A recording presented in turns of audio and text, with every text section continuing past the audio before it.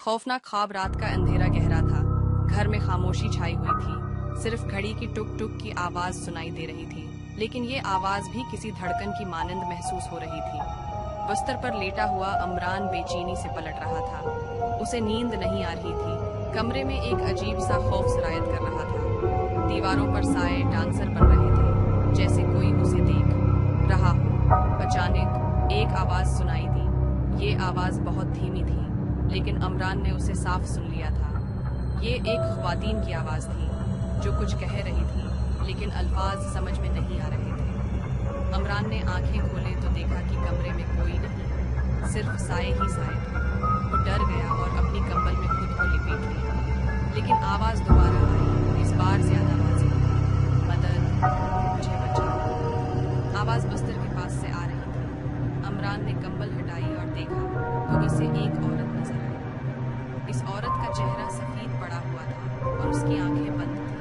वो बिस्तर पर बैठी हुई थी और उसकी अंगुलियां बिस्तर की तरफ इशारा कर रही थी। अमरान ने डर के मारे चीखना चाहा, लेकिन आवाज उसके गले में उड़की रही। वो सिर्फ बिस्तर पर सहम कर बैठी सकता था। औरत ने आहिस्ता से आंखें खोली। उसकी आंखें सर्द रंग की थी और इनमें कोई एहसास नहीं था। औरत बिस्तर से उठी और इमरान की तरफ बढ़ती गई।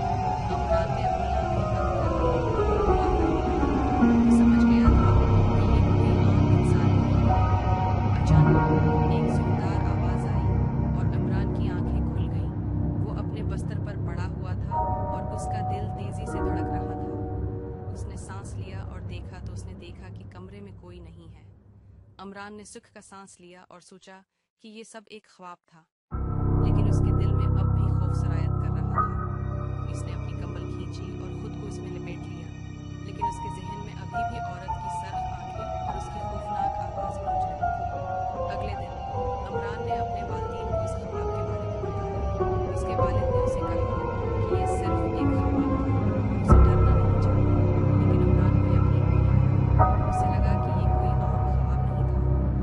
उसके बाद के दिनों में अमरान को वही ख्वाब दोबारा आता रहा, लेकिन इस बार ख्वाब में औरत उसके करीब आती जा रही थी। अमरान बहुत डर गया था। उसने अपने वालिदैन से कहा कि वो उसे डॉक्टर के पास ले जाए। डॉक्टर ने अमरान की बात सुनी और उसे कहा कि उसे ज्यादा टीवी नहीं देखना चाहिए और न ही खौफनाक फिल्में देखनी चाहिए। उसने अमरान को आराम करने के लिए दवाएं दी, लेकिन दवाएं भी काम नहीं कर रही थी। ख्वाब अब भी आ रहे थे और औरत अभी भी करीब आ रही थी। अमरान बहुत परेशान हो गया था। उसे लगा कि वो पागल हो रहा है। एक रात जब अमरान ख्वाब में था तो उसने देखा कि औरत उसके बिस्तर पर खड़ी है। इसकी आंखें सरख रंग की थीं और उसका चेहरा बहुत खौफनाक था। औरत ने अमरान की तरफ हाथ बढ़ाया और उसे छूने लगी। अमरान ने चीख कर आंखें खोली। इस बार वो बिस्तर पर नहीं था, फर्श पर पड़ा हुआ।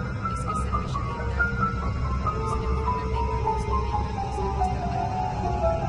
अमरान बहुत डर गया था। उसे लगा कि ये कोई आम ख्वाब नहीं है। उसने अपने वालिदैन को पुकारा, लेकिन कोई जवाब नहीं आया। उसने अपने हेडफोन को पुकारा, लेकिन कोई जवाब नहीं आया। उसने अपने हेडफोन को पुकारा, लेकिन कोई जवाब नहीं आया। मोबाइल फोन से पुलिस को फोन किया और उसे बताया कि क्या हुआ है। पुलिस जल्द ही पहुंच गई। उन्होंने घर की तलाशी ली, लेकिन उन्हें कुछ भी नहीं मिला। उन्होंने अमरान को हदायत की कि वो अपने घर पहुंच जाएं। मशूरा दिया कि वो किसी माहिर नफ्सियात से मिले।